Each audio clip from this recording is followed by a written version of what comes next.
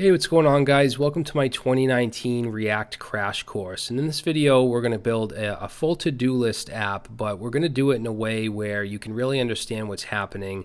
And so you can understand concepts like component, state, props, lifecycle, events, and so on. And it's going to be about an hour and a half, which is quite long, but that's because I'm going to try to explain everything I do rather than just a watch me code video. So we're going to look at some slides and then we'll jump in and we'll start to code with React.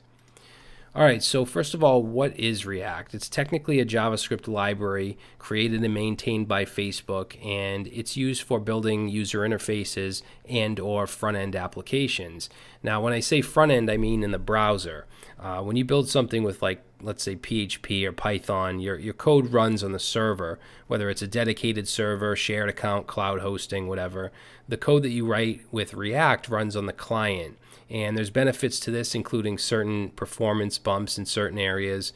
It also makes your interface much more interactive, and you don't have to reload the page for everything to happen. Just certain parts of the page can reload. Now, React is technically a library, but most people refer to it as a framework, including myself, because when you think of a library, you think of something like jQuery, where you pull certain features out and you use them. React, however, behaves like a framework. It's basically the V in MVC, which stands for Model View Controller. So it's your entire application view. So it does the same thing that other frameworks like Angular and Vue.js do. The difference is React is really small. Angular, for example, includes everything, including a router, an HTTP client. With React, you have to install those things separately, and it makes it much lighter as well. React is the most popular front-end framework in the industry right now, according to all the polls, etc. So, of course, that could change at any time. But if you're trying to get a job as a front-end developer, it's a pretty good idea to learn React. All right, so why use React or use any framework? JavaScript does allow us to interact with the DOM and create dynamic user interfaces. But with vanilla JavaScript, it's a lot more code, and it's much more difficult to do the same things that you could do with a framework. So it's kind of reinventing the wheel, especially when it comes to like dynamic routing and stuff like that. React makes it very easy to build intricate front-end projects. It's also very organized, and it uses self-contained independent components that have their own state. And this allows us to build really interactive user interfaces. Now, with vanilla JavaScript, you have to do every little task with the DOM manually, like creating new nodes and stuff like that. With React, you have something called the virtual DOM, and it allows us to only update what's needed as opposed to the whole page. So if you have like a blog post or a blog application and you submit a post with a form, it's only going to update that post component to show the new post rather than reload the whole page. React also uses something called JSX, which allows us to use JavaScript right in our markup, right in our HTML markup. When people first hear this, they don't, well, I shouldn't say everybody, but some people don't like it, some developers, because they were taught about separation of concerns. But once you use React, most people can see the beauty in it and how easy it is to create user interfaces and how encapsulated each part of the UI is. React also makes it easy to work with teams because it's organized and everyone can be on the same page. You can assign different developers to work on different components rather than just having, one big monolithic code base that is very confusing for multiple people to work on. All right, so what should you know before learning React? And this is different for everyone. The one thing you definitely should know is basic JavaScript programming, so objects, arrays, conditionals, functions. This is a must. You don't want to learn JavaScript and React at the same time. Now, these other things are all part of ES6, which was an important update to the JavaScript language, and this stuff like classes, destructuring, high order array methods, this stuff is all used heavily in React and all of the popular frameworks. Now, you could learn this stuff while you learn React, but I think that you may have some trouble distinguishing what is actually React and what is JavaScript, what is ES6. So I would suggest learning this stuff first, but everyone's different. I do have a 21-hour course on Udemy called Modern JavaScript from the Beginning that kind of prepares you for frameworks and learning this stuff. And I'll put a link to that in the description. Now, as I said, React puts everything in the user interface into a self-contained component, which really organizes the application. So here we have a basic to-do app, and it's actually pretty similar to what we'll be building. You can see the different components that are outlined. So we have the search list component, the search component, the to-do list component, the to-do component. So each one of these is actually a component, the add to-do component. So you can see how organized this is. To do this with vanilla JavaScript would be very difficult to structure unless you're a really experienced developer and you know about different patterns and stuff like that. And it would be a ton more code. All right, so I mentioned state. Components can have state, which is just an object with values that determine how the component behaves and renders. Down here, you can see an example of a state object for a simple post component. So it has a title, a body, and is featured, which is a Boolean value. So we could render this data out when we could also choose to display it differently, like depending on if is featured is true or false, maybe add a border to the back or something like that. And then we can have events to dynamically update the state, and it would automatically reflect or react in the user interface. Now, sometimes we need what's called application level state, and that's data that you want to share between multiple components. In our case, it's going to be our to-dos. Now, for that, we do have state managers like Redux. I'm not going to get into Redux in this course. I actually have a Redux crash course if you're interested, but we also have something called the Context API, which can use app level state without using third-party systems like Redux.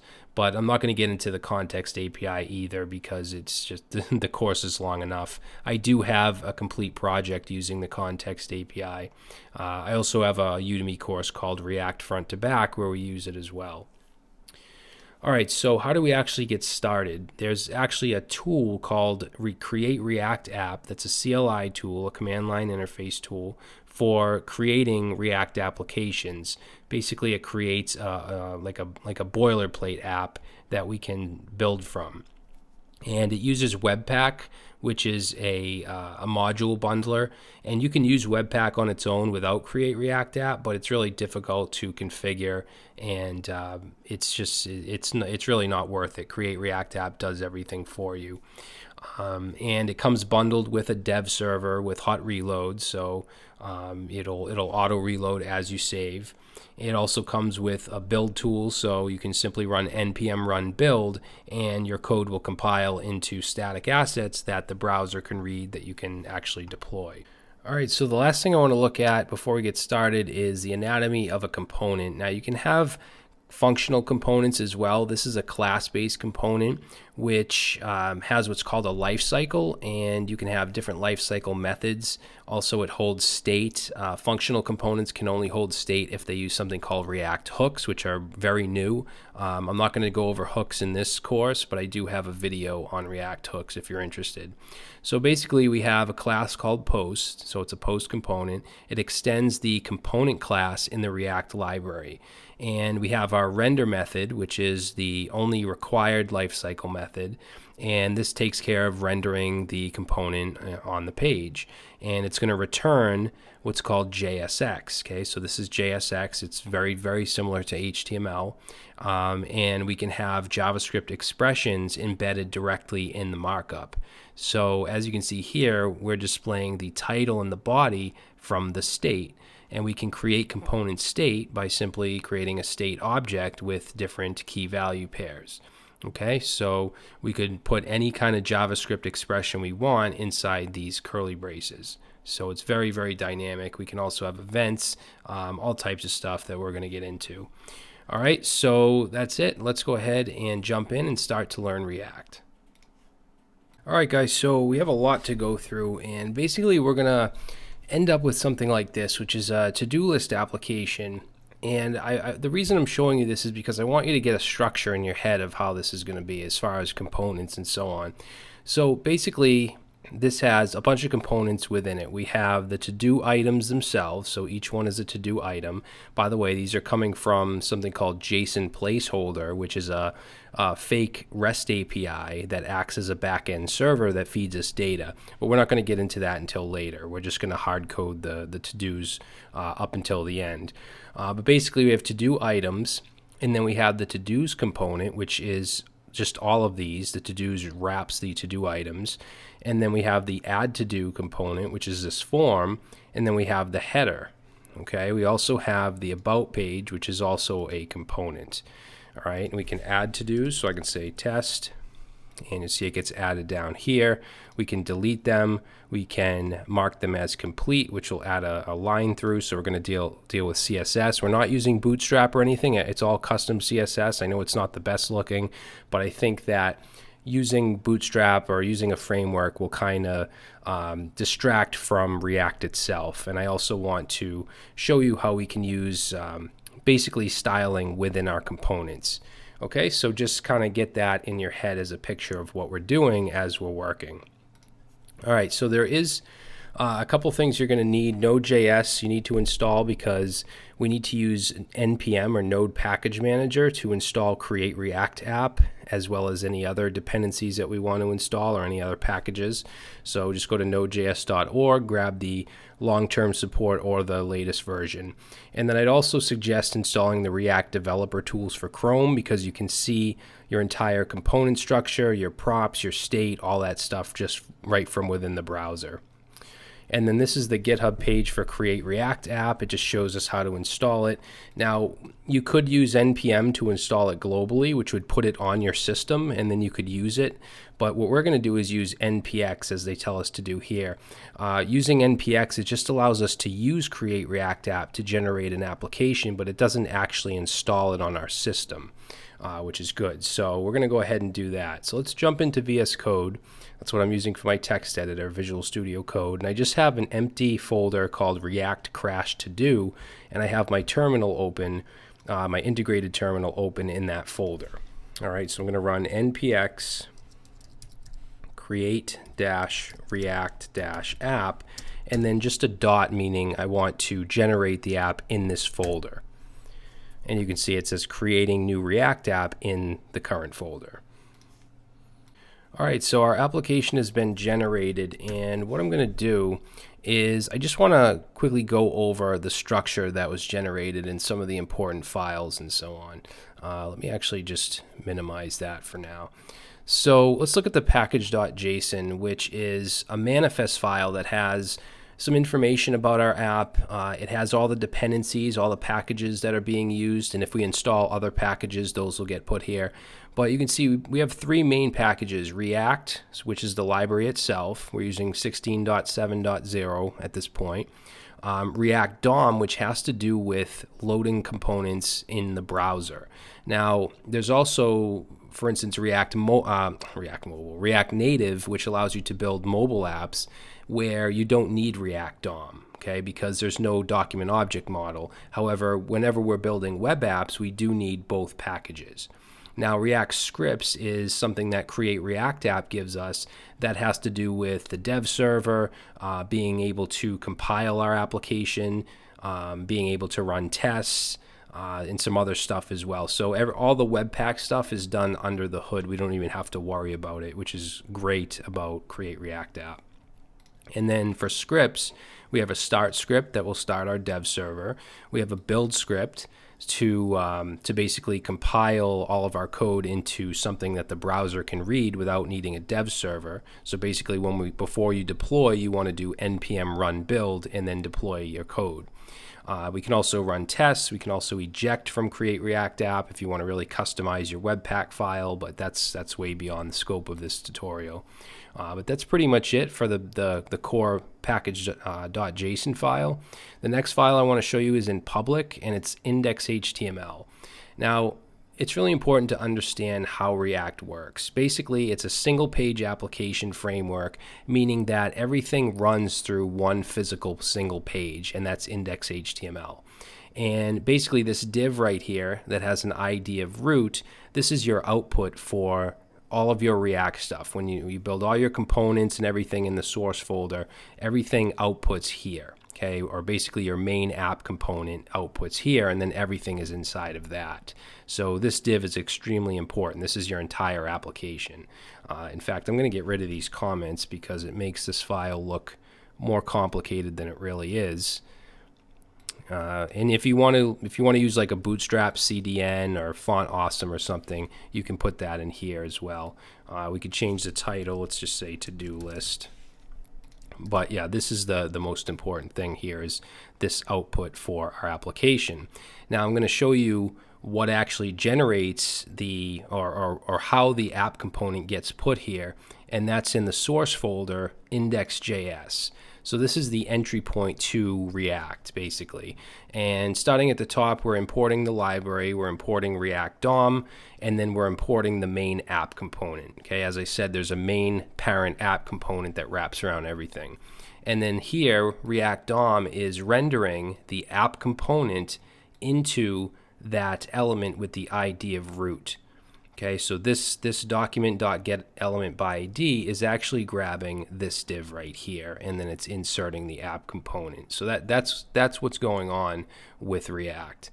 Now, we also have like this service worker. We don't need this. We can get rid of that. This is for like progressive web apps and offline content, but we're going to get rid of that stuff just to kind of simplify it, and we'll save. And then this app component that's being loaded is actually app.js.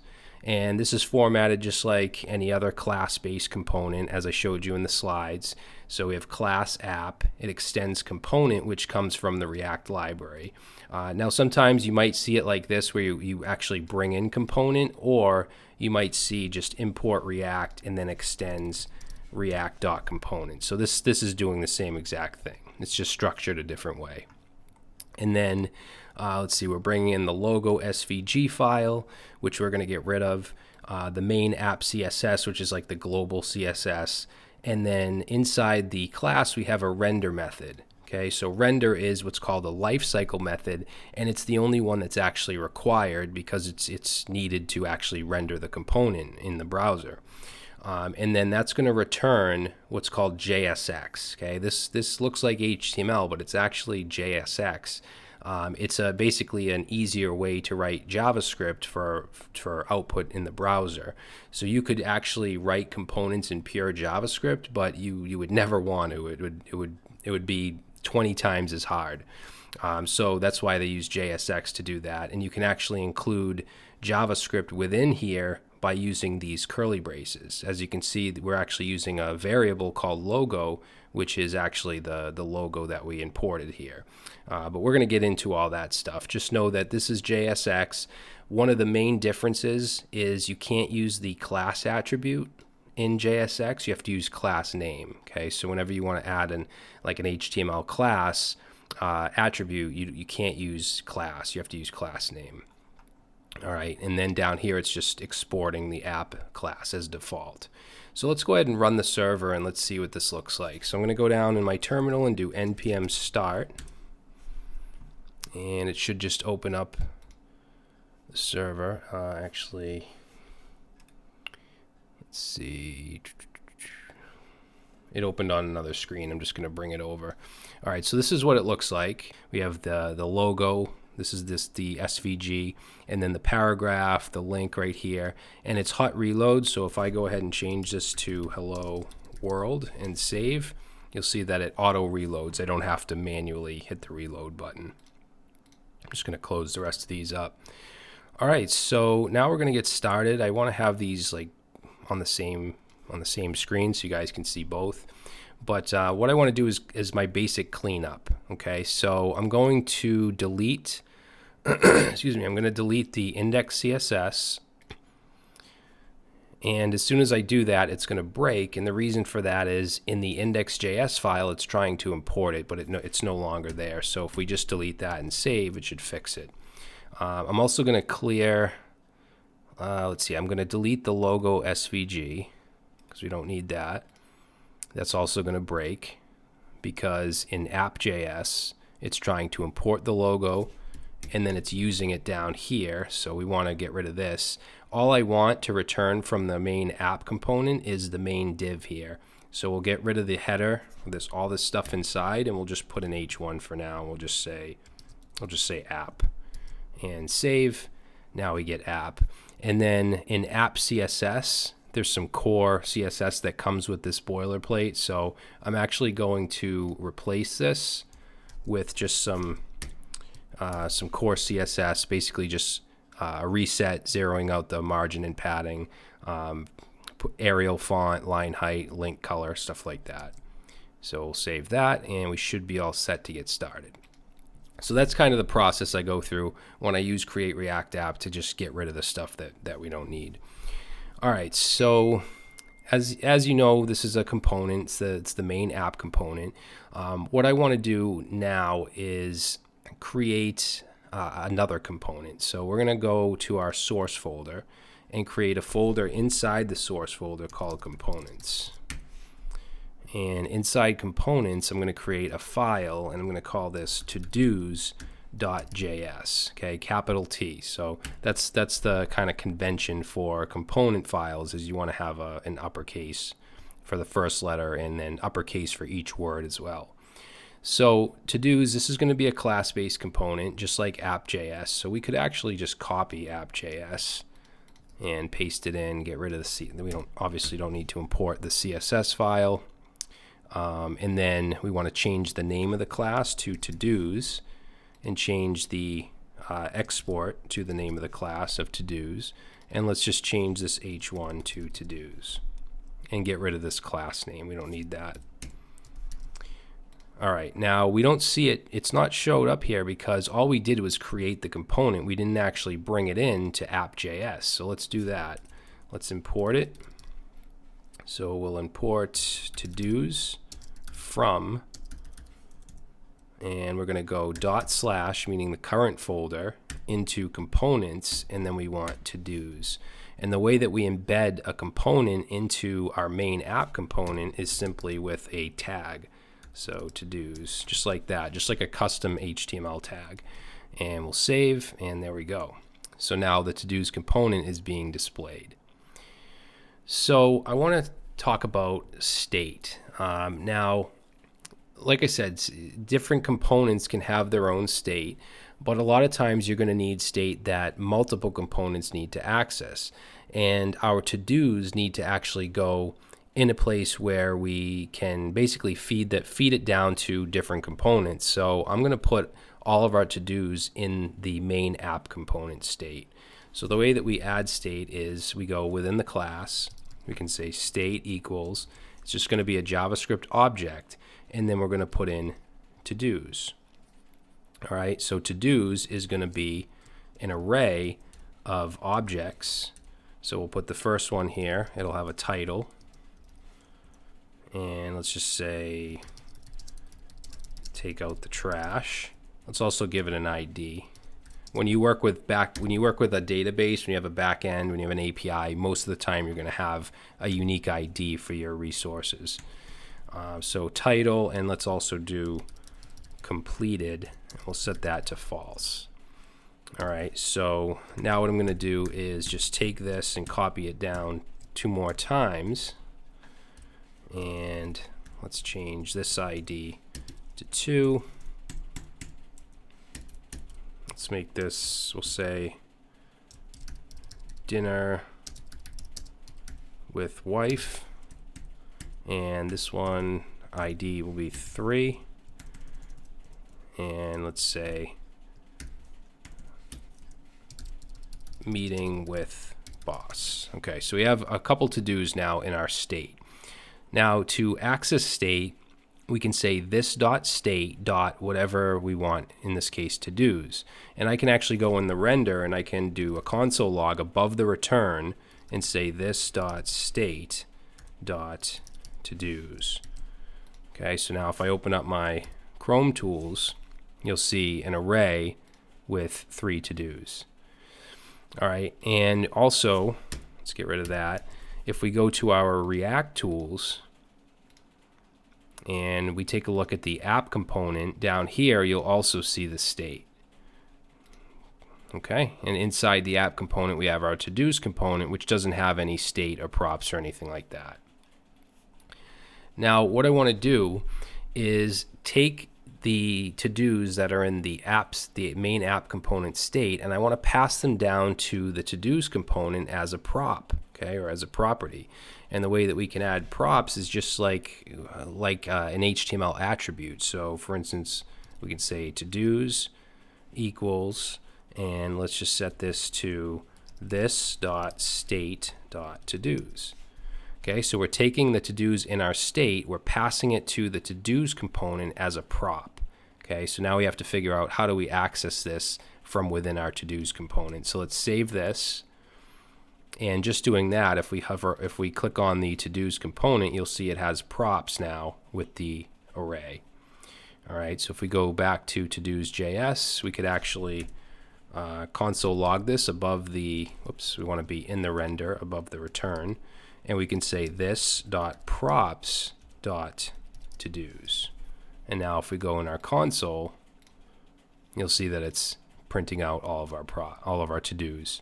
Okay, so remember, it comes from the state of the app.js, and then we pass it down as props, and we access it with this.props.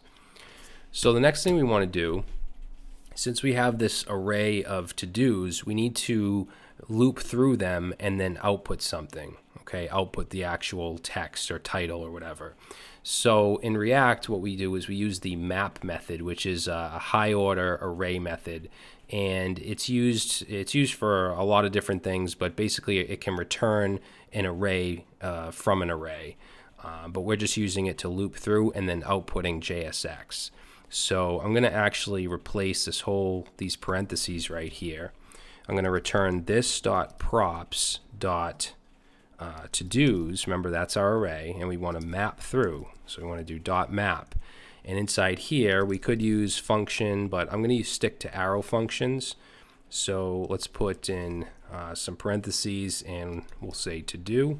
So it's just like a for each. We're mapping through, and for each one, we're going to call it to do. That's basically our variable we're using. We could call this anything. And then we're going to do an arrow, and we're going to put some parentheses in. So basically, we're saying for each to-do that we map through, what do we want to return as far as JSX? What do we want to display in the browser? So I'm just going to put in an H3, and I'm going to put in my curly braces, and I can put any JavaScript expression I want in here.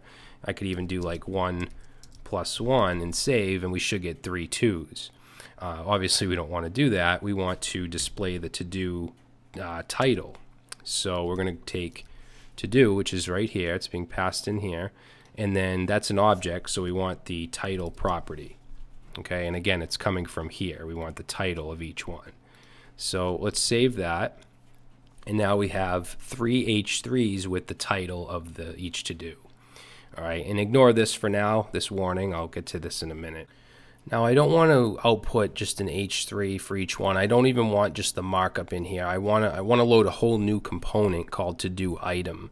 So what we'll do is inside of our components folder, let's create a new file called to-do item.js. Okay, now I actually have an extension installed called ES7 React Redux GraphQL React Native Snippets, and I'd highly recommend it for React development or Redux GraphQL React Native. So if you just search for it, you can just install it, click the green install button. If you want to use it, what it'll do is it'll allow us to generate components really quick. Once you install it, your server is probably going to stop, so you'll just have to do npm start again. All right, so I'm going to generate a class-based component with RCE tab. And you can see it generates a component called to-do item because that's the name of the file. So this really speeds things up, so you don't have to keep copying and pasting or typing it out or anything like that. All right, and in to-do item, you can see it just returns a div. And for now, I'm just gonna put in let's just do a paragraph, and we'll just say hello and save. All right, now let's go back to todos.js. And let's import to-do item from and it's in the same folder, so just /to-do item. And instead of outputting an H3, when we map through these to-dos that come from our props, I want to output the to-do item. Not the tofu item, the to-do item, like that.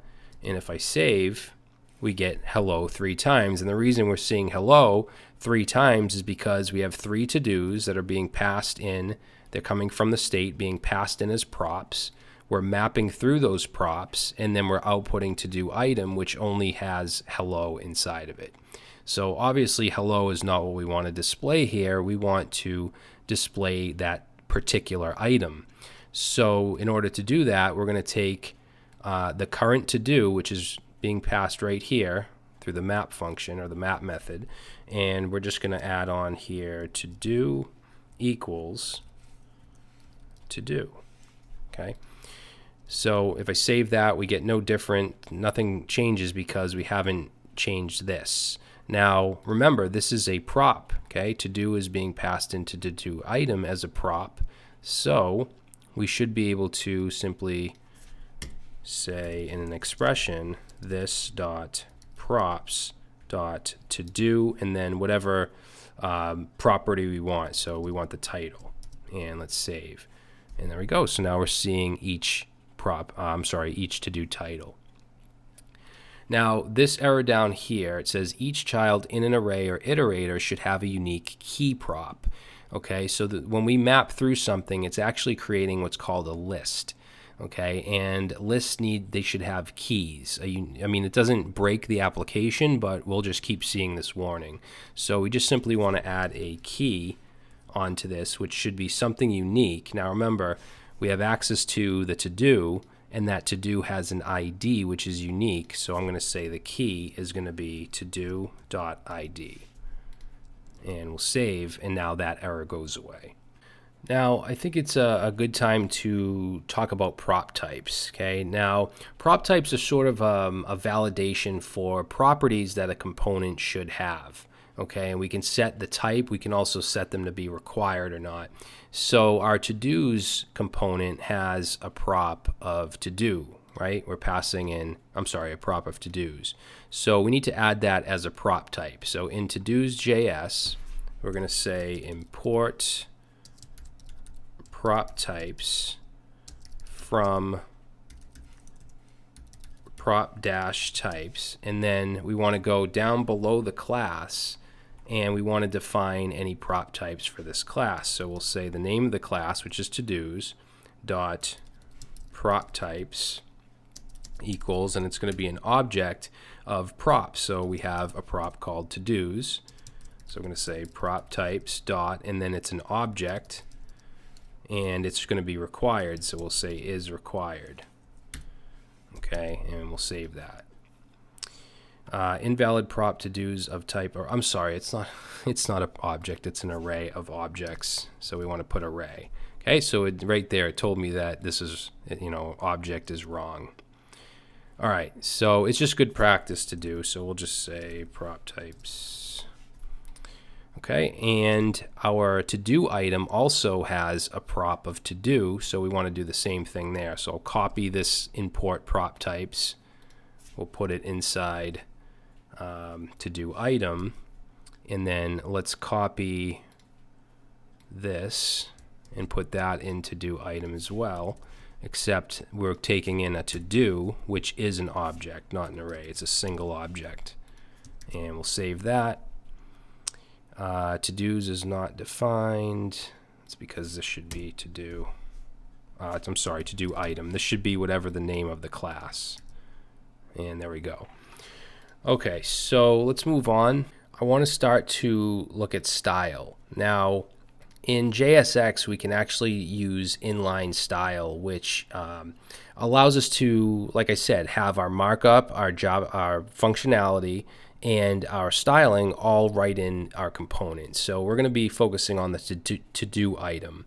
And to add some style, I could go to this, for instance, this div right here, and I could add style equals, and then we put in double curly braces. If we're using the inline styling, we use double curly braces. And let's say I want to add a background. So I could say background, let's say background color. Now it's identical to CSS except there's no hyphens. We don't do background color like that. We do camel case, so background color. And then in quotes we can put the value. So I'm going to do light gray hexadecimal. And I'll save, and now you can see that each to-do item has a background color of light gray.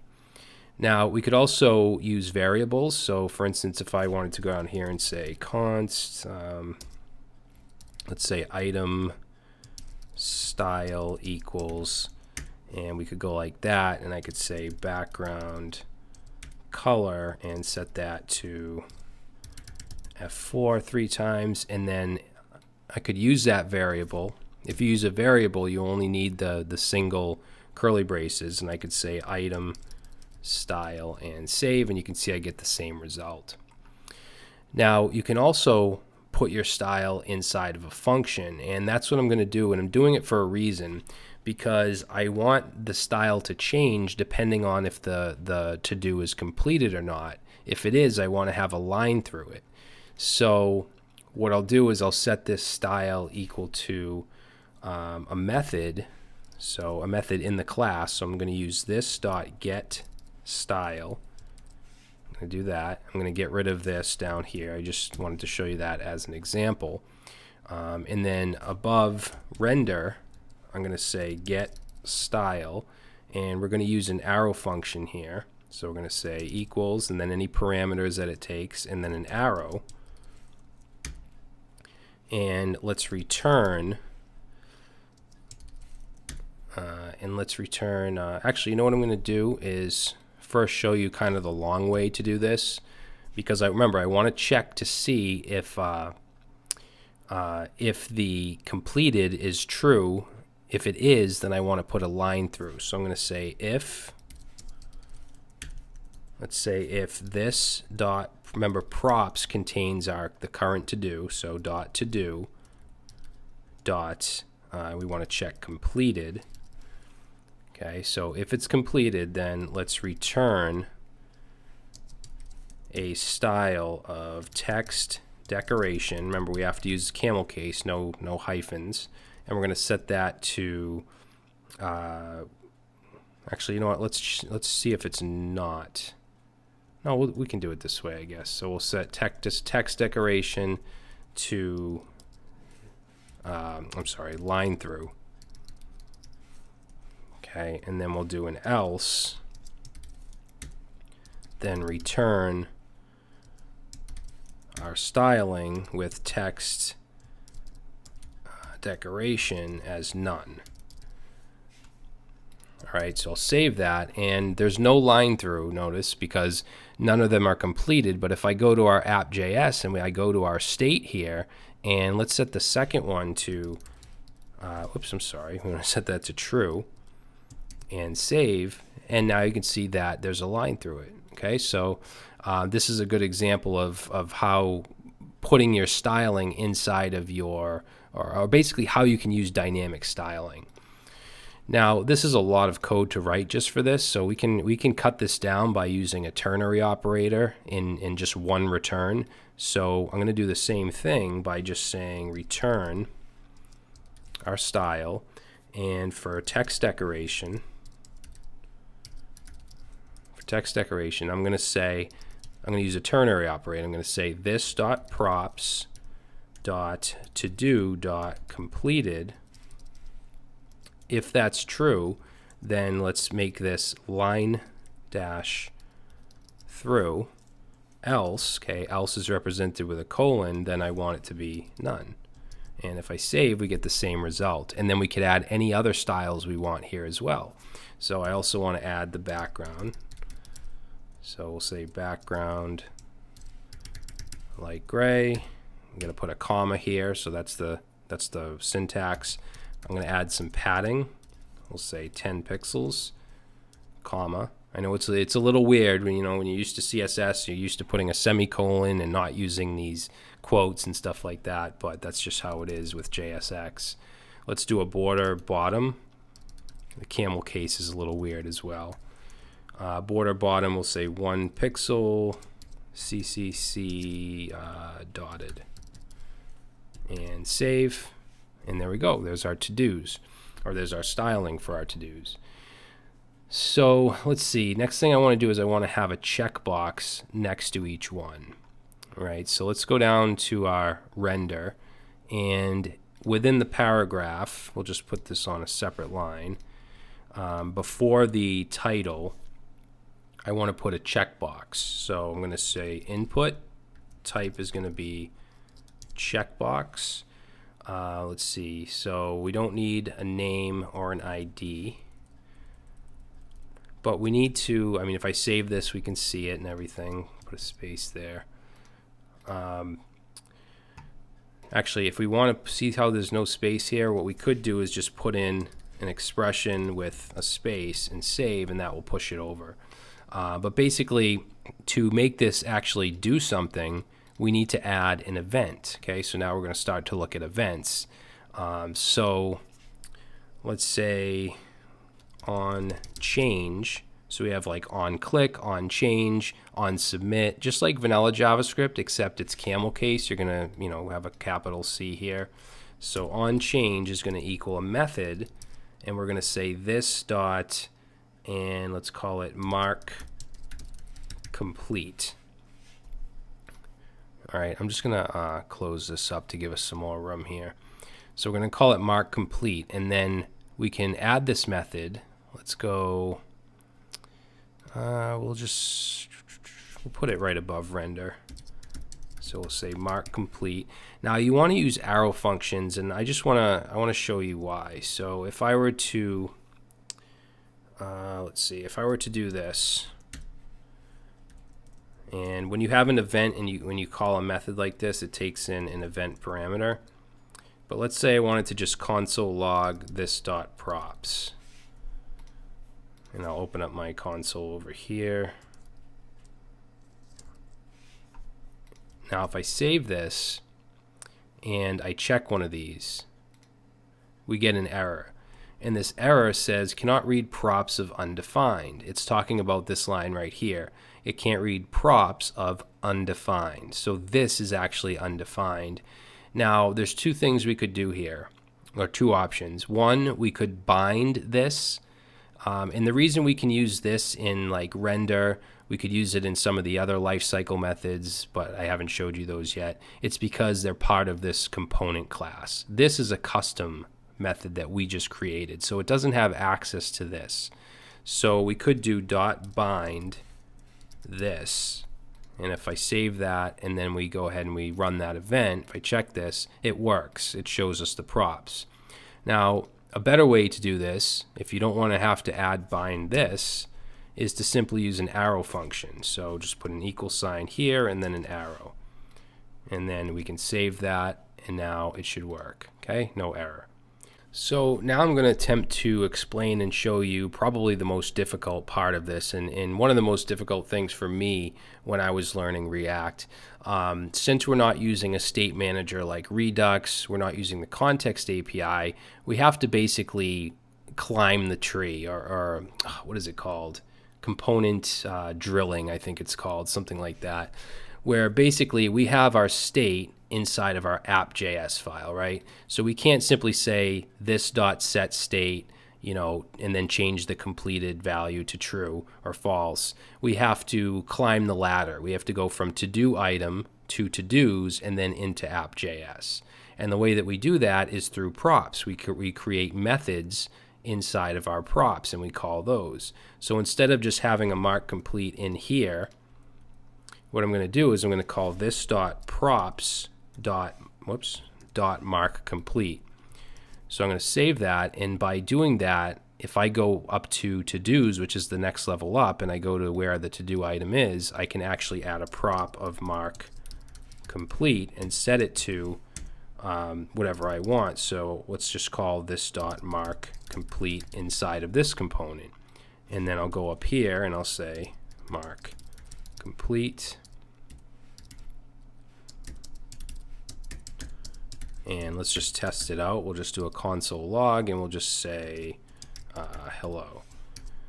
So let's save that and check it off, and we get hello. So let me just kind of reiterate what's going on here. In the to-do item, when we check the box, we're calling this.props.markComplete. And since we're using this props here, and we have a prop called markComplete, it's going to basically run whatever we set to this. And we set it to an actual method here called markComplete. Now, again, we have to go up one level because the state isn't here, right? It's in app.js, which is one level above. So again, I'm going to just get rid of that. And instead, we're going to say this.props.markComplete. And then we're going to attach markComplete to this to-dos here in the app.js. And this time, we can actually call this.markComplete, and we can change the state. So we'll go right here, markComplete, and let's test it out. We'll say from app.js, and now when I check, we get from app.js. Now, the issue here is we need to know which one are we actually marking complete. So we need to pass along the ID. The way that we do that is in our to-do item where we start this at the checkbox, we need to bind. We're going to say .bind, and this is always going to be the first parameter, so we do need to do .bind this, but then we can pass in the ID, or we could pass in this .props.todo.id,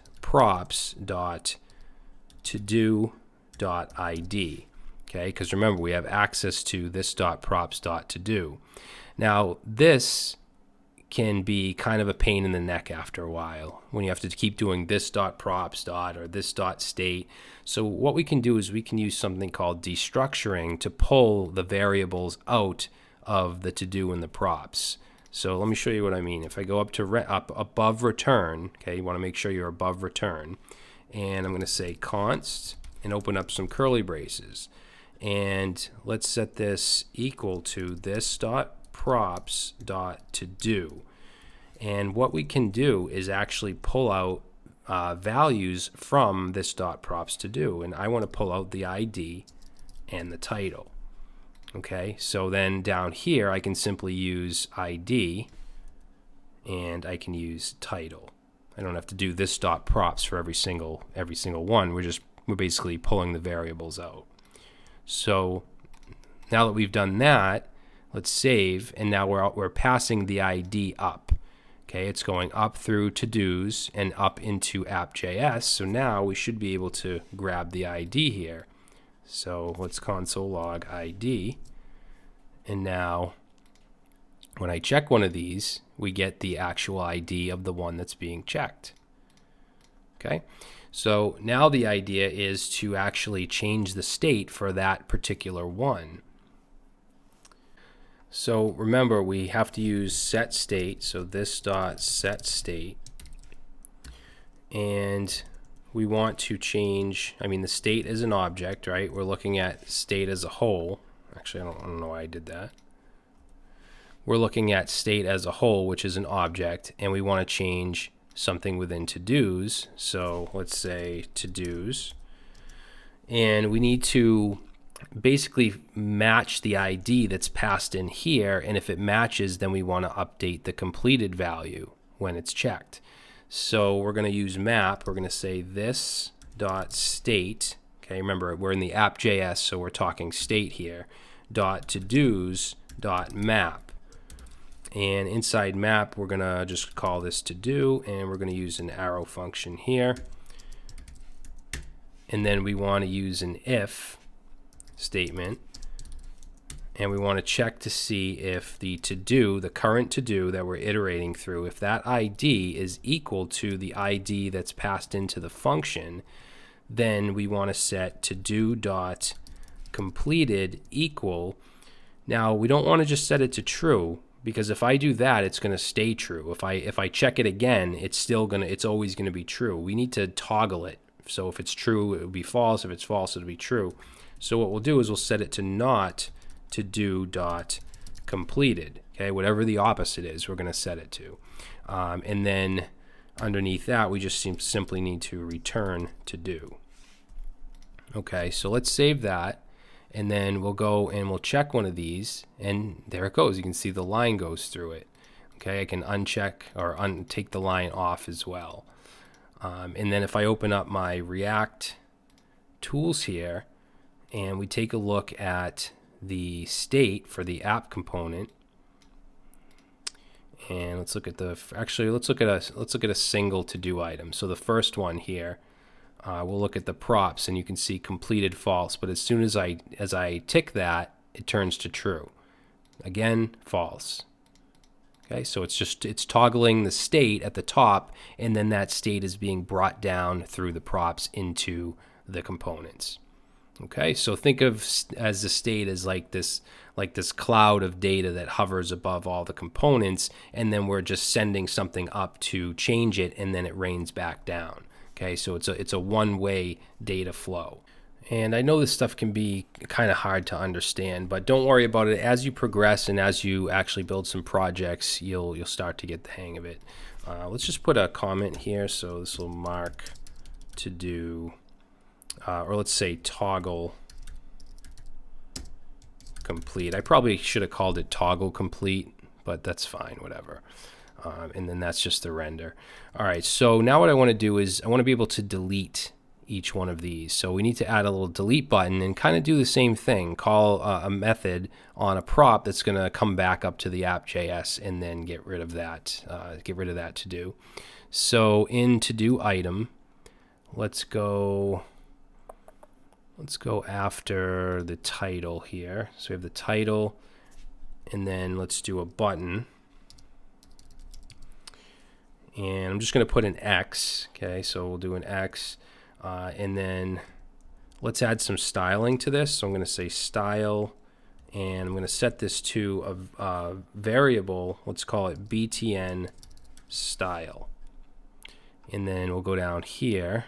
Let's go below the prop types. We'll say const btn style. And let's set the background to red. So we'll do hexadecimal FF0000, and the color is going to be white. And let's do border none, and padding. I'm going to say 5 pixels top and bottom, 10 left and right, and we want border radius. Okay, remember to use the camel case here, and I'm going to set that to 50% because it's going to be a rounded button. And then let's make the cursor a pointer,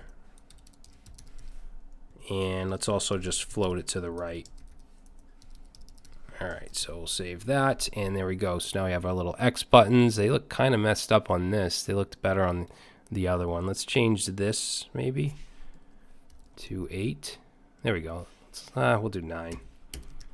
Whatever looks good. And of course you can change it. Or you could even use Bootstrap or whatever you want to do. The style really doesn't matter. So we need to be able to add an event now to this button for when we click it. Okay, we want to click it. We want something to happen. So I'm going to add an on click, and I'm going to set it to this.props. We're going to do the same thing. We're going to send this up to where our state is. So this.props let's call it del to do. And again, it's going to need to know the ID. So we're going to do a dot bind this and then ID, because remember we use destructuring up here, so we have the ID variable available to us, and we'll save that. So it's going to give us an error here because we didn't actually create this prop. So let's go up to to-dos, just like we did with the mark complete. We're going to say del to do equals, and then we're going to go up. So this dot props dot del to do. Save that, and then we'll go up to app.js. Same thing. Let's go right here. Del to do equals this dot del to do. No props because we're actually running it in this app.js. So let's say delete to do, del to do, and we want to use an arrow, should give us the ID. And let's just test it out. So we'll console log the ID. So if we save and we open up our Chrome tools, we go to our console. If I click one of these delete items, we should see the ID. Good. So now we need to basically manipulate our state by removing one of these to-dos. And the way that we're going to do this is with the filter method. Okay, again, it's a high order array method, and basically it loops through, and then based on a condition it will return another array. So what we really wanted to say is if we only want to return to-dos that don't match the ID that's passed in, because we want to delete that one. All right, so let's get rid of this console log, and let's say this dot set state, and let's see, we want to pass in our state object. We're dealing with the to-dos, and we need to basically copy everything that's already there, and we can use the spread operator for that, which is 3 dots. So we can say spread this dot state dot to-dos, and then we want to filter. Okay, and what we want to filter is, we want to say for each to-do, we want to filter out any, or we want to return any to-do that where the ID is not equal to the ID that's passed in right here. Okay, so it's going to filter out the one that we're deleting. So let's save that, and let's go over here and let's grab the second one and click delete, and there it goes. Now they're going to come back once we reload, because we're not persisting to a database. Even when we use JSON placeholder, it will delete, it will send the request, but it doesn't delete it from the database. We don't have an actual back end that we're working with. Remember, React is a front-end framework. It's a UI framework or library. But that takes care of the delete. So now what I want to do is let's create the header. The header is going to be just a functional component, because there's not going to be any state or anything. It's basically just markup. So in the components folder, I'm going to create another folder. I'm going to call it layout. Okay, and you could even create a folder called to-dos if you wanted to have all your to-do stuff in there. We probably should have done that, but it's fine. So in layout, let's create a file called header.js, and I believe, yeah, this is the first time we're looking at a function-based component, which is pretty easy. So we just need to, now we could use our extension. I could do RCF, oops, what the hell's that? RCF tab, or is it, what is it, RFC? Yeah, but I want to type it out just so you get the syntax. So let's say import React from React, and then we want to create a function, and let's call this header. And we want to return. So basically this is kind of like just having a render. Okay, when we have a class, we have different methods. We have other lifecycle methods we haven't looked at, but we have render, we have like component did mount. With a functional component, it's basically just, it's one return that works like the render does. So we're going to return in parentheses. Let's put a header, so a header tag, HTML5 header tag, and let's put an H1, and we'll say to-do list. And let's see, we are going to have some links for the about page, but I'm not going to do that just yet. We'll just have the H1, and then we need to export the function. So export default header. And then let's bring it into app.js. I'm actually going to bring it in right here. So import header from, let's see, where are we? We want to go /component/layout/header. And then I'm going to put this in the render right above, let's see, right above the to-dos. Yeah, let's do that. So we'll say header. Save it. There we go. Now let's add some styling to the header. So I'm just going to add right here style, and we'll set that to a variable called header style. All right, and then we'll go down here and create that. So I want to add a background. Let's make it dark gray, almost black. Color will be white. And let's text align. Center. And we'll add some padding. 10 pixels. There we go. Cool. So let's see. That's good for now.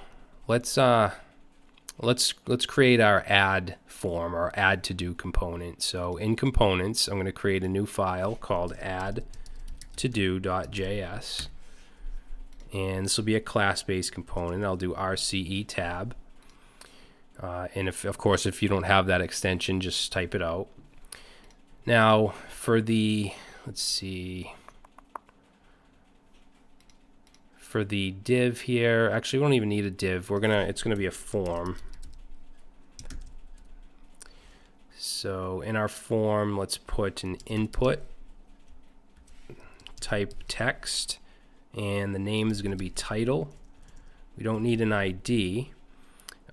We do need, let's see, let's do a placeholder, and we'll just say add to do.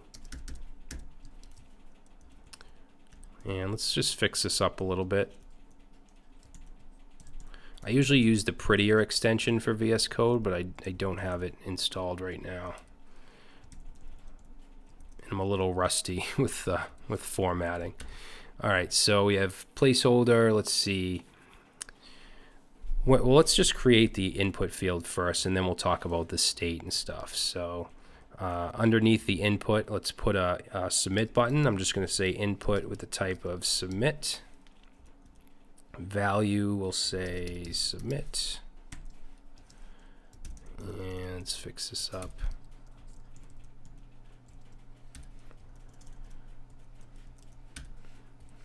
All right, so let's see, value. Let's also give it a class name. I'm going to do like just a button class inside the main app CSS file. So we'll call this BTN. And let's see, I'm also going to give it let's give it a style. I just want to make it a flex item, or I just want to say flex 1. And then for the form, let's see, let's make the form a flex box. So we'll say form style equals, and let's say display flex. And then the input, wait a minute, input field, yeah, for input, let's put a style for this as well. And this stuff isn't that important. I just want it to look decent. So for this, let's do flex 10, because I want the input to span, you know, far all the way across. This actually has to be in quotes. So does this.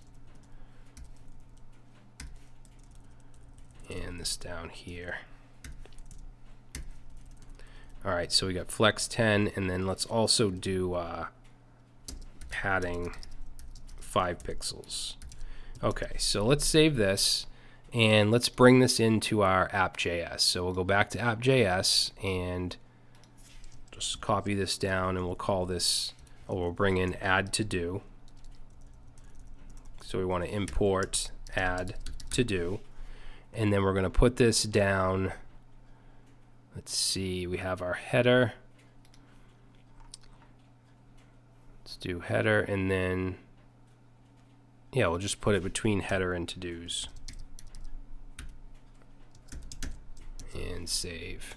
Okay, so this is what it looks like. The submit, remember I gave it the class of BTN, so I'm going to go into my, oh, actually one other thing I want to do is wrap everything in a container and then kind of push it in a little bit. So let's do a class of container, or class name I should say, and just put everything inside there.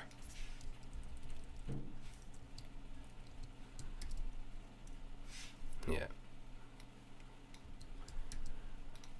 Okay, and then we'll go to our app.css, which is like our global style sheet. And I'm just going to paste this stuff in real quick. It's not much.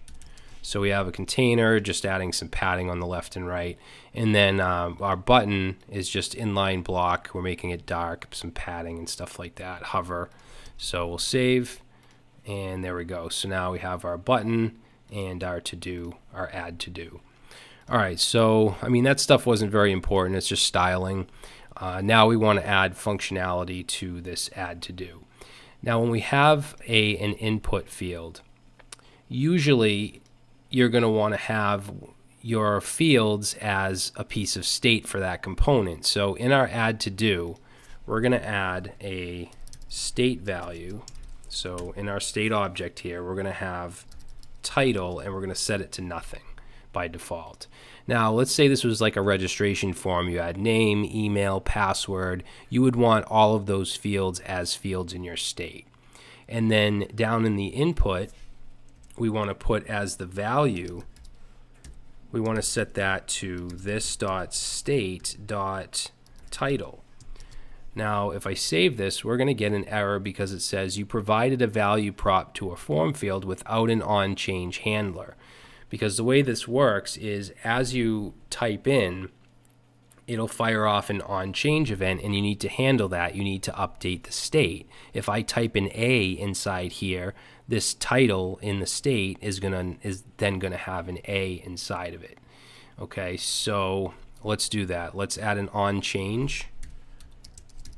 So onChange on our input, we want to call this dot, and we'll call this onChange. Okay, and it doesn't matter what you call this. This is just the name of the method. So let's say onChange. We'll use an arrow. So what we could do is we need to say this dot set state. Now the state is in this particular component, right? It's not like we have to go up to the app component. And that's the difference here. This is an example of component state. Okay, this only exists within the add to do component. The to-dos, however, that's app level state because we're sharing that between components. And that's what you would use Redux for, or Context, or even something like Apollo with GraphQL. Just different ways to manage your app level state. But this is an actual component level state. So we'll say this dot set state, and we could just take title, and we want to set it to whatever the value is. Now we can, when we type in here, we can get that value using this event parameter. So e.target.value will give us whatever we type in. And what we're doing is we're setting the title to whatever we type in. So let's save it. That error goes away, and now I can type. And if I go to my React tools,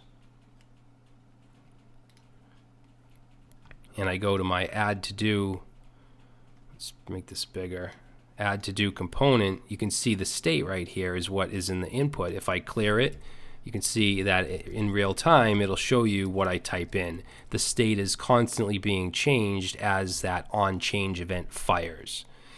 Now this is fine for what we're doing because we only have one field, but what if we had like name, email, password, and so on? You wouldn't want to create a separate onChange for each one with, you know, username, email, password, and so on. So what you can do is you can actually put in some brackets, and we can say e.target.name, and as long as your name is equal to whatever this field is, in this case title, then this should be fine, and you should be able to use this for as many fields as you want. So if I save, this should work the same exact way. Okay, so we're still able to put stuff in. All right, so now that we can actually enter stuff in the form, we now need a submit event. Okay, now when we submit, we're going to Actually, I'm trying to think here. Yeah, we're going to add to the form right here and on submit. And we're going to have it go to this dot on submit. Okay, we'll put this right here.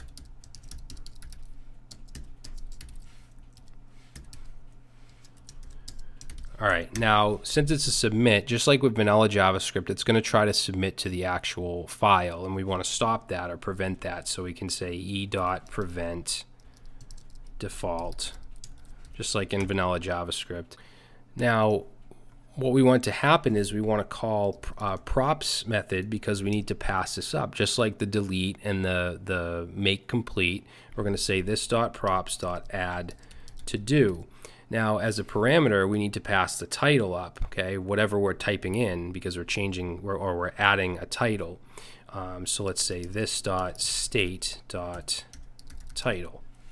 And then we just want to clear the fields. We can do that by saying this.set set state, and we just want to set in our state object to the title back to nothing, okay, after that's submitted.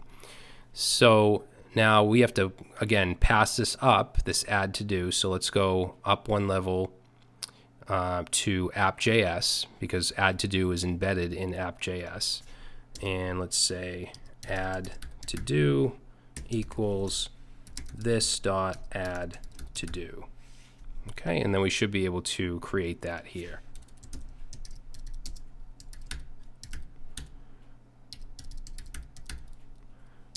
Okay, remember that gets passed in a title. Sorry about that. And then we'll just console log the title for now. Make sure that works. All right, so let's type something in here and submit. Actually, we need to go to our console, and you can see that it got submitted. All right, good.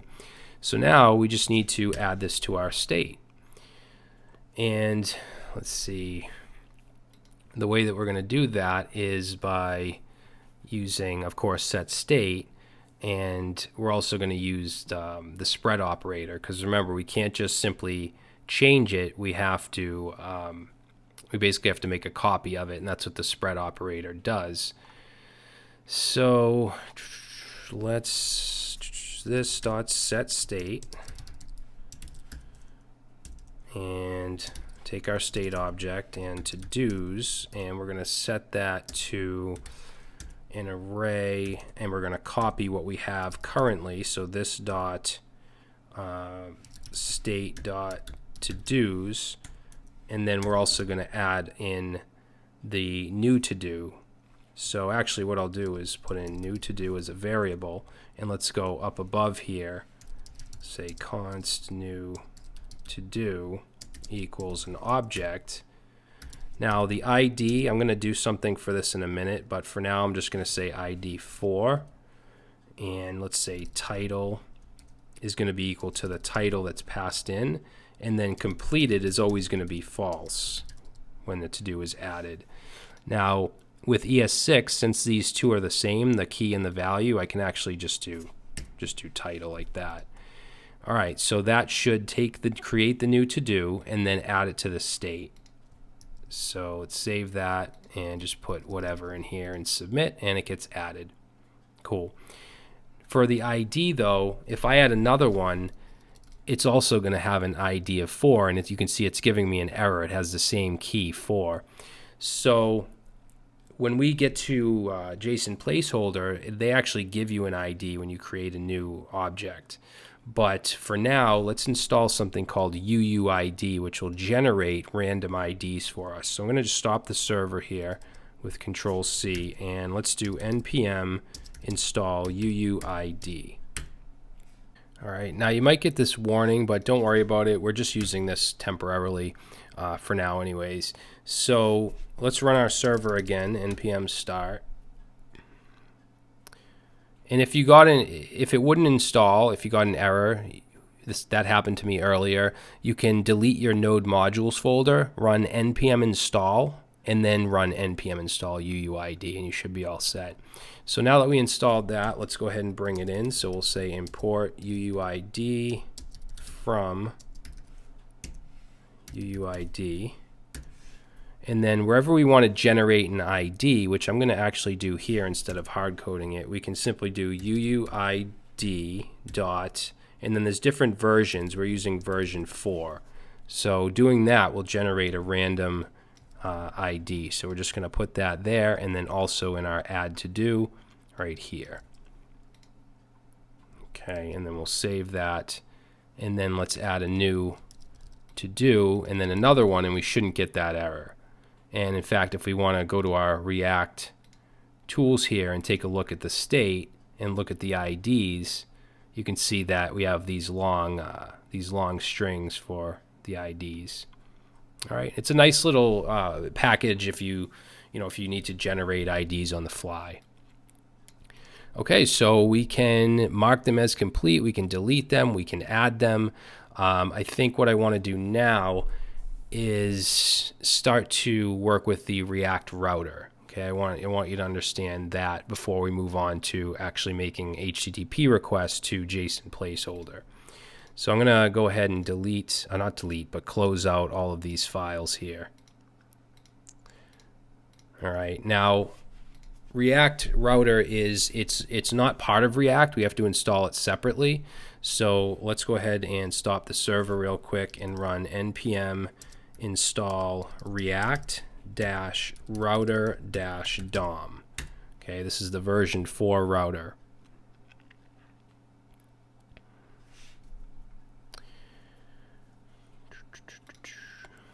All right, so let's run our server again now that we have that installed. And I'm going to create an about component. Okay, so I'm going to go inside components, and I'm actually going to create a folder in components called pages, and inside there we'll create a file called about.js. all right, and we'll make this a class-based component. Actually, let's do a function. So we'll do rcf tab. So we're just exporting a default function. Now notice with our header, we did function header, we exported it down here. This one is exporting it up here, and you can do either way. I tend to like to just export it down here like that. But this is going to be very simple. And another thing I want to show you is if you don't actually need a div like this, when we return something, we have to have it all wrapped in a single element. But if you don't actually need an element in the DOM, like a div or whatever, you can use what's called a React fragment. So we could say react.fragment and end it down here, react.fragment, and it's kind of like a ghost element. It doesn't actually show in the DOM. However, you need it for JSX when you're returning something. So let's put an H1, and we'll just say about, and then we'll put a paragraph, and let's say this is the to-do list app. We'll say version 1.0.0. It is part of a React crash course. Okay, so that's it. That's our about page. Let's save it. So we don't want to display the about component on this page. We want it to be a completely different URL. So to implement the router, we're going to go to our app.js and go up to the top here, and we're going to have to bring it in. And we'll do that. Let's see. I like to do that above all the components we bring in. So let's say import, and it has a bunch of stuff that you can grab from it. So let's open up some curly braces, and we're bringing this in from React router. All right, and what we want to bring in is something called browser router, but it's kind of long, so whoops, I forgot the S. It's kind of long, so we can actually use an alias. We can say browser router as router, and then we also want to bring in route. Okay, we want to bring in those two things. And then down here, where we have our render, if we want to use the router, we have to wrap everything in that browser router, which we used an alias of router. So right here, router, and then it's going to wrap around everything. Okay, that whole div right there. So let's go ahead and push that over. Now, What? Oh, I spelled it wrong. Browser router.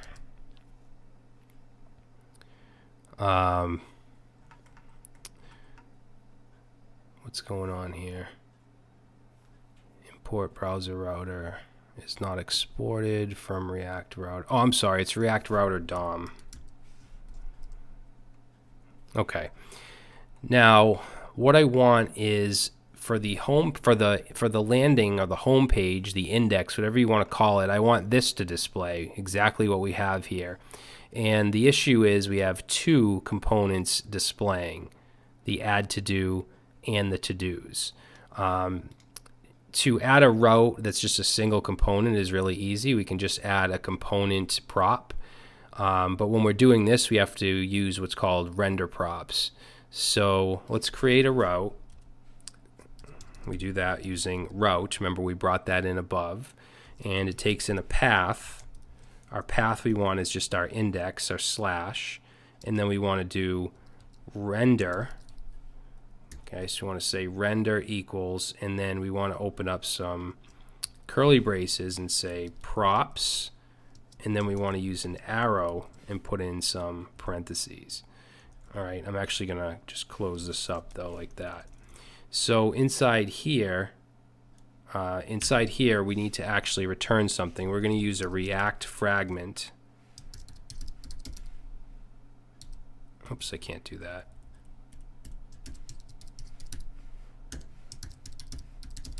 So React fragment, and inside this React fragment we're going to put in this, our to-dos, our add to-do and our to-dos components. So I'm going to just grab those and put those inside here. Okay, that way this single route of index, of home, whatever you want to call this, will load both of these components. So let's save that, and we should see the same exact thing. All right, now the about, I want that component to be its own route, its own page. So we're going to go below this route that we created, and let's create another route with a path. So this path is going to be slash about, and then we can simply say component equals about. However, we have to bring it in up above. So let's go up here and let's say component slash pages slash about. Oops. All right. So now we should be able to go to the URL slash about, but something weird's going to happen. Watch. So we say slash about. Actually, nothing happened. Route path component about. Why did that? Wait, why is this uppercase? There we go. All right, so as you can see, I go to slash about, and it shows the about component, but it also shows everything else, because basically it's going to show anything that is in slash as well as slash about. So the fix for this is just to add to this first route exact. Okay, so if we save that, then that goes away. All right, so now we have a completely separate route. And if we go back to the index, we get our to-do list. And you can obviously create as many components and routes as you want. So let's actually add some links so that we can go to the About page and back to the home page. So we're going to do that in the header. So header JS. Now in React, when we're using the router, we don't simply use an A tag. We need to use what's called the link. Okay, so we need to bring that in if we want to use it. So let's go up here and say import, and we're going to open up some curly braces and link from, and this is coming from react-router-dom. And then wherever we want to put a link, like let's go under this H1 here and let's say link, and then it's going to be a to attribute. Okay, it's just like an href, you would have an A and an href. We do link and to, and we just want this to go to slash, and let's just say home. All right, and then I'm just going to put a pipe character here, and we'll put another link to, and this one's going to go to /about. Okay, and we'll say about. So if I save that, we can't actually see them. We can't see the links because they're dark. So I'm going to add to this link here, let's add style, link style, and we'll do the same thing for this one here. Go down here, link style. And if you want to, if you don't want to include styles in your components like this, you can use class names and just use a main app CSS file. It's all up to you. And that's what I've done for a long time, but recently I like having everything wrapped up in the component. So text decoration, none. All right. So now we can see the links, and if we go, we can go to about and home. So that's how the router works. All right, guys, I know that this is a really long crash course, and I apologize for that. I just want to cover, all the basic concepts and so on. So, I mean, we could stop here, but I want you to know how to make HTTP requests, because that's most likely what you're going to be doing. React is a front-end framework, but usually you have either a third-party API you're working with or your own backend, your own server, where you make requests to a REST API or something like that. So I'm going to open up a new tab, actually a whole new window here, and let's go to JSON placeholder. What is it? JSON placeholder.typecode.com. which is a fantastic service. As you can see, I'm actually a supporter right here. But it allows us to have a back end to work with that's nice and easy to use. So we're going to be using to-dos. So we can make a request to this URL and we can get all of these to-dos. All right, so let's go ahead and do that. Now, to make requests, you could use the fetch API, which is, you could use that. That's just regular JavaScript. I prefer to use Axios, which is an HTTP library. So I'm going to go ahead and just stop the server real quick and just do an npm install Axios.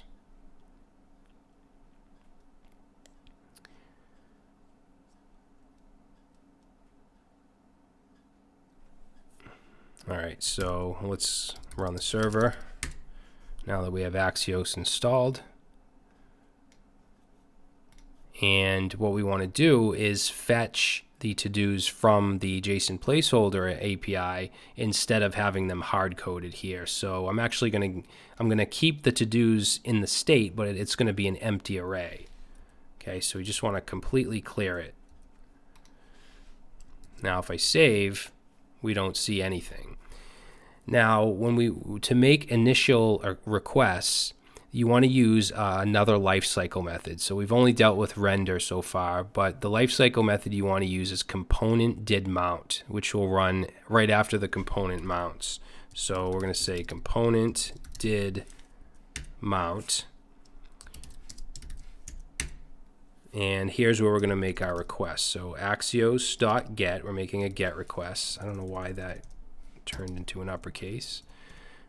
Axios.get, and then we want that JSON placeholder URL. So this right here, I'm going to copy that and put that in here. So this will give us a promise. So we'll say .then. Oops. And the way that it works is it gives us a response, and then it has a data. It has a data property attached. So it'll be res.data.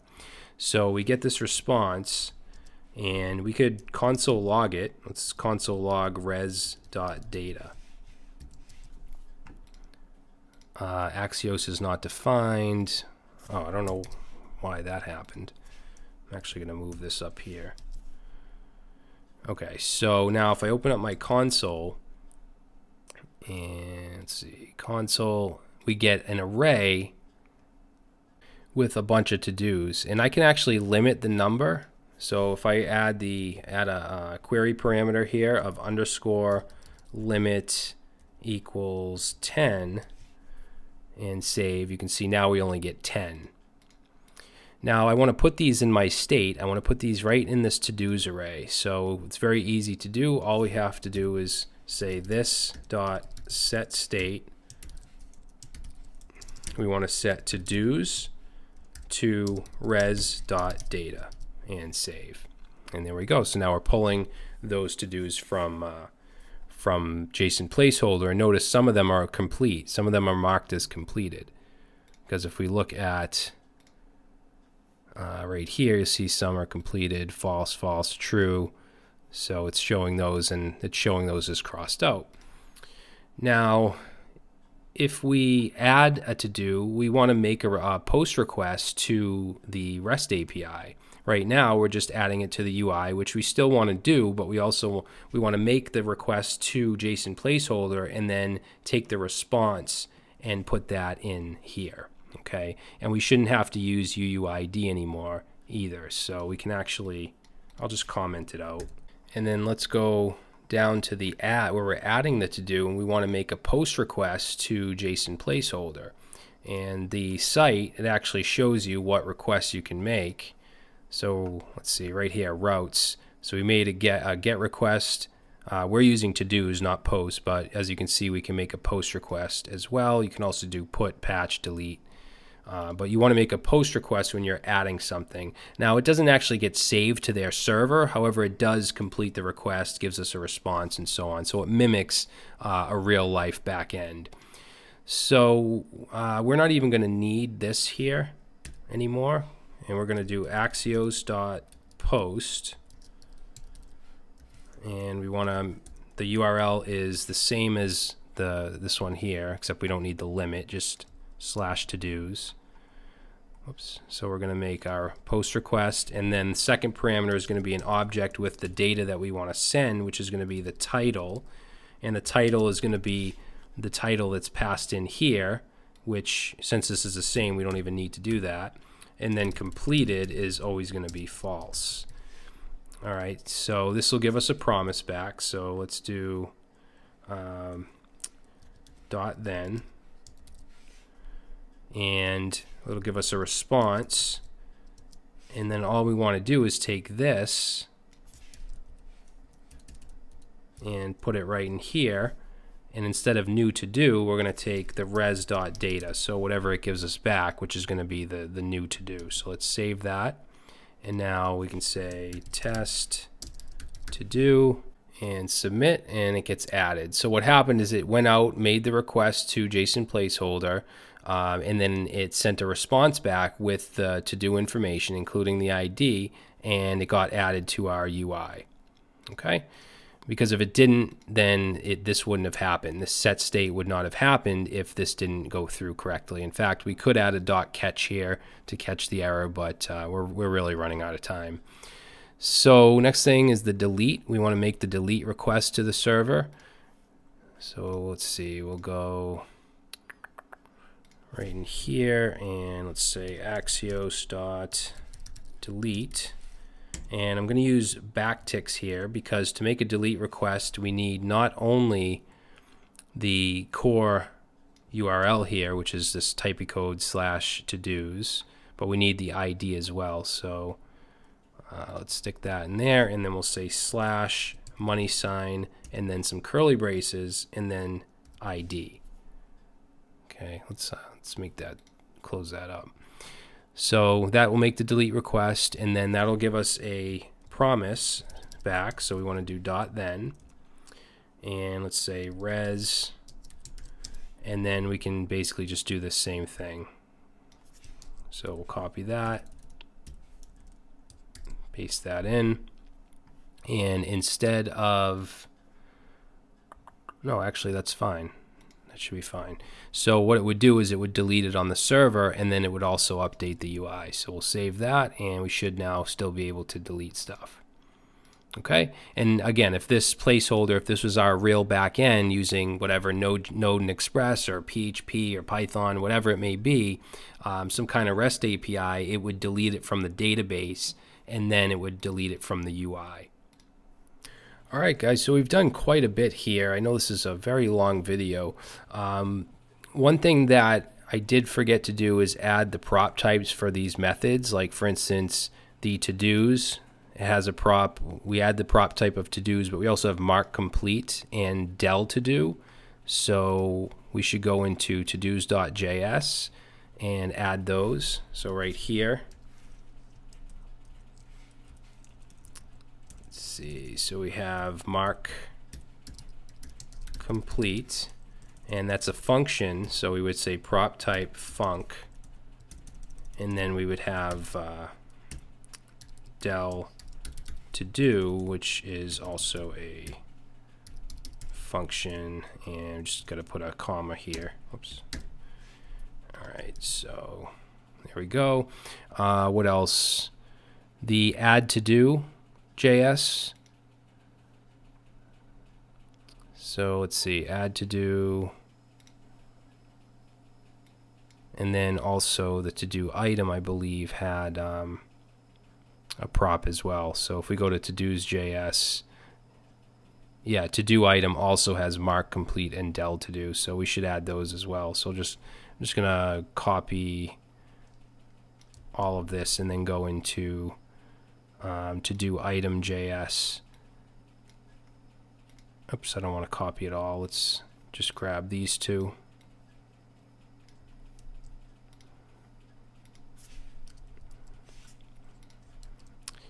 Okay, and then let's copy this whole thing, and then let's go into add to do and import prop types from prop types, and just paste this in down here. Just change this to add to do, and we have one prop, which is a function called add to do. Change that to func. That should be it. All right, so now we have the sufficient prop types. All right, now to deploy a React application, if you don't have like a back-end server, if you're not using Express or anything like that, you can pretty much deploy anywhere, even like GitHub Pages or Netlify, stuff like that. If you can deploy to like a simple cPanel web host. But what you want to do is right here. To create a production build, use npm run build. So let's actually do that real quick. Let's stop the server, Control C, and let's do npm run build. And what this is going to do is it's going to create an extra folder up here called build that has all of your static files. So you have your index.html, you have your static folder with all your JS files, which just looks like complete gibberish. But this is what is actually going to run in the browser. Okay, what we've been dealing with has been loaded by the React front-end dev server. These are your static assets, and you could just upload these and they should work. If you're using a full stack app, let's say with Express, you would put these in like your public directory or whatever, something like that. But you could use React with anything, with an Express backend, with PHP, Python, like Django, Flask. It's can be used with anything at all, as a front end, as a client. All right, so I hope you guys enjoyed this. I'm sorry it was so long, but it's, I went as fast as I could and tried to explain as much as I could. So if you like it, please leave a like, and I'll see you next time.